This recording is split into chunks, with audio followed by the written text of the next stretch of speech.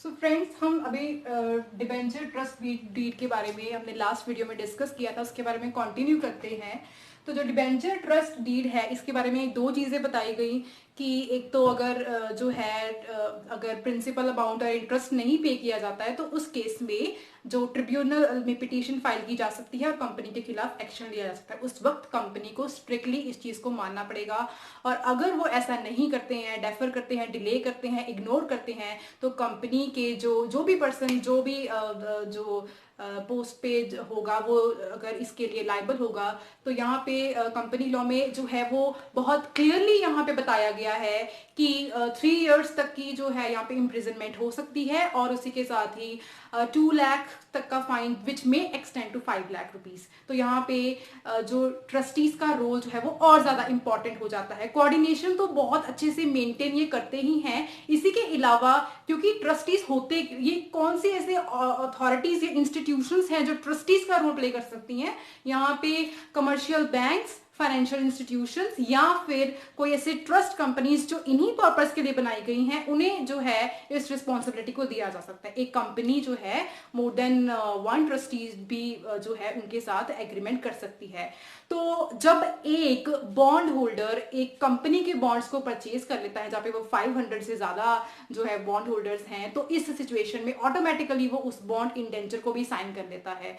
और बहुत से जो ये बॉन्ड इंडेंचर है इसमें बहुत सारे फीचर्स हैं, जैसे कि बहुत सारी जो जैसे कि अगर किसी तरीके की रिडेम्पशन के कोई राइट्स को चेंज किया जाता है बॉन्ड होल्डर्स की, उसके बारे में इस डिबेंचर इंडेंचर में बताया जाता है। अगर कन्वर्जन ऑफ द राइट्स हैं उनकी, तो उसके बारे में बताया जाता है। अगर किसी तरीके के कोई नए एग्रीमेंट्स करने हैं तो बॉन्ड इंडेंचर में उसके बारे में भी डिस्कस किया जाता है। कोई रिस्ट्रिक्शंस लगाई गई हैं, और कल को अगर इन केस ये जो ट्रस्टीज हैं और इनके साथ जो बॉन्ड होल्डर्स हैं उनके रिलेशनशिप में किसी तरीके की खराबी होती है तो क्या सोल्यूशन निकाला जाना चाहिए, इसके बारे में भी उस इंडेंचर में जो एक लीगल डॉक्यूमेंट है डिस्कस किया जाएगा। और हर बॉन्ड होल्डर को ये अधिकार है कि जब भी वो किसी कंपनी के बॉन्ड्स परचेज करता है तो उस बॉन्ड इंडेंचर की जो कॉपी है या वो जो ट्रस्टी का जो सर्टिफिकेट है वो उसकी कॉपी ऑब्टेन कर सकता है। और जितने भी क्लॉसेस उसमें है कॉल ऑप्शन का, अभी हम 2 क्लॉसेस और इसमें डिस्कस करेंगे, कोविनेंस जैसे protective clause and acceleration clause, उसके बारे में भी अभी डिस्कस करने जा रहे हैं, वो भी उसमें मेंशन किए जाने चाहिए। ठीक है, तो अब इसके बारे नेक्स्ट हमारा है feature that is risk. Risk क्या होता है? जो रिस्क जो है इस बॉन्ड के साथ किस तरीके के रिस्क इन्वॉल्व है इसके बारे में डिस्कस करेंगे। सबसे पहला जो रिस्क इन्वॉल्व है that is the interest rate risk. तो यहाँ पे देखा जाता है कि जो इक्विटी शेयर होल्डर्स हैं, जो प्रेफरेंस शेयर होल्डर्स हैं, उन्हें यहाँ पे फायदा होता है। उन्हें इस तरीके का इंटरेस्ट रेट रिस्क जो है वो तो बेसिकली यहाँ पे इस चीज को कवर करता है कि जो इंटरेस्ट रेट में फ्लक्चुएशंस आएंगी वो किस तरीके से पूरी की जा सकती हैं।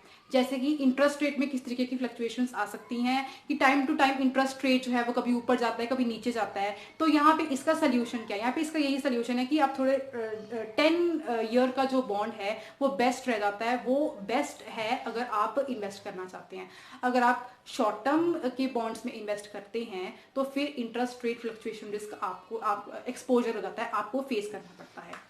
और जो अभी मैंने जिसके बारे में बात कर रही थी that was the purchasing power risk, जिसको हम इन्फ्लेशन रिस्क भी कह देते हैं। जो ये परचेजिंग पावर रिस्क होता है ये इन्फ्लेशन रिस्क भी होता है। और ये क्या होता है? जैसे कि एक कंट्री में अगर 8% इन्फ्लेशन है, ठीक है, और आपने जो बॉन्ड परचेज किया है वो 7% पे है, तो यहाँ पे वो जो जितना भी इंटरेस्ट आप अर्न करेंगे वो सारा का सारा इन्फ्लेशन ही वाइप अप कर जाएगी। जैसे कि जो चीज 10 साल पहले 10 रुपए में मिलती थी, जरूरी नहीं आज वो चीज 10 रुपए में मिल रही है, वो उससे महंगी मिल रही है। तो यहाँ पे ये अभी इन्फ्लेशन वर्क करती है। Whereas equity share holders और जो प्रेफरेंस शेयर होल्डर्स है वो ज्यादा रिस्क बेयर करते हैं। ज्यादा रिस्क मीन्स ज्यादा रिटर्न। ये जो बॉन्ड होल्डर्स होते हैं इनके सिर पे इतना रिस्क नहीं होता, इनको सिक्योरिटी होती है, इनको इंटरेस्ट इनका मिल ही जाना है, तो इनका रिटर्न जो है as compared to the equity share holders and preference share holders ये कम होता है। तो यहाँ पे इनको जो है वो परचेजिंग पावर रिस्क, जिसको हम इन्फ्लेशन रिस्क कहते हैं, ये फेस करना पड़ सकता है। ठीक है, और इसी के साथ ही हमने इंटरेस्ट रिस्क पे डिस्कस किया। अब ये है from the side of bond holders. एक रिस्क जो कंपनी फेस करती है that is a default risk. तो जो है बेसिकली यहाँ पे कंपनी को फेस करना पड़ता है, ये है डिफॉल्ट रिस्क। और ये रिस्क तब जनरेट होता है जब कंपनी जो है उसकी इतनी पोजीशन खराब हो जाती है कि वो इंटरेस्ट और प्रिंसिपल अमाउंट टाइम पे नहीं पे कर पाते, तो यहाँ पे डिफॉल्ट रिस्क अराइज हो जाता है। तो 3 जो रिस्क हैं वो बॉन्ड होल्डर्स यहाँ पे फेस कर रहे हैं। इंटरेस्ट रेट रिस्क, और उसके बाद परचेसिंग पावर रिस्क, इसको हम इन्फ्लेशन रिस्क कहते हैं, और जो तीसरा है that is the default risk. इसके बाद covenants, that is a protective clause. अब ये क्या है? ये बहुत अच्छे से जो है बॉन्ड होल्डर्स के इंटरेस्ट को प्रोटेक्ट करता है। ये भी बॉन्ड इंडेंचर में ही लिखा होता है। अब जैसे इसके कुछ एग्जांपल्स लेके इस क्लॉज को समझते हैं। जैसे कि यहाँ पे कंपनी को एक जैसे कुछ बंदिशों में बांध दिया जाता है ताकि जो है वो इंटरेस्ट जो है बॉन्ड होल्डर का वो मेंटेन रहे। इसके 2 एग्जांपल्स हम करके इस पॉइंट को बहुत इजीली अंडरस्टैंड कर सकते हैं। जैसे कि सबसे पहला जो यहाँ पे हम ये कर सकते हैं कि एक जो जैसे इसका एग्जांपल है, इसमें जो डिफरेंट क्लासेस भी हो सकती हैं, क्लास ऑफ द बॉन्ड्स के साथ भी हम डिस्कस कर सकते हैं। और जो है इसमें हम प्रोटेक्टिव क्लॉसेस को इस तरीके से भी डिस्कस कर सकते हैं। अब यहाँ पे जो पहला एग्जाम्पल हम प्रोटेक्टिव क्लॉज में कवर कर सकते हैं, बॉन्ड होल्डर जो है with the help of trustee, क्योंकि ट्रस्टी बॉन्ड होल्डर का रिप्रेजेंटेटिव है, वो ये कंपनी के सामने एक शर्त रख सकता है कि इक्विटी शेयर होल्डर्स को जितना डिविडेंड दिया जाता है उसका अमाउंट फिक्स किया जाए, ताकि यहाँ पे बॉन्ड होल्डर्स के लिए किसी भी तरीके का खतरा ना पड़े। बहुत सारे ऐसे जैसे कि इक्विटी शेयर होल्डर्स जो हैं, इक्विटी शेयर्स एक लिमिट से ज्यादा जो है वो इशू ना किए जाएं। और बहुत बार बॉन्ड होल्डर्स कंपनी के सामने इस चीज की बंदिश भी लगा देते हैं कि एक पर्टिकुलर जो है अमाउंट जो है आपको आपके बैंक बैलेंस में हमेशा अवेलेबल होनी चाहिए, यानी कि इतना जो है कैश आपको हमेशा अपने पास रखना ही है।